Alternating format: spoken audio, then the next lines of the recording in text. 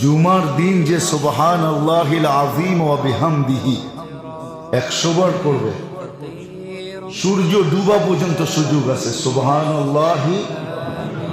সুবহানাল্লাহিল আযীম ওয়া বিহামদিহি,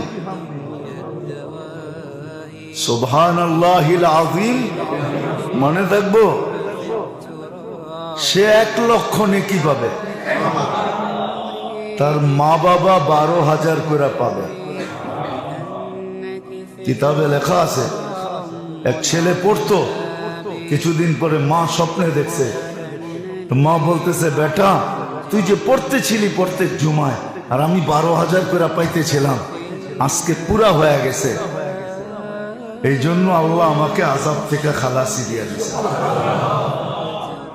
আমাদের পড়া উচিত সুবহানাল্লাহিল আযীম, মনে থাকবে?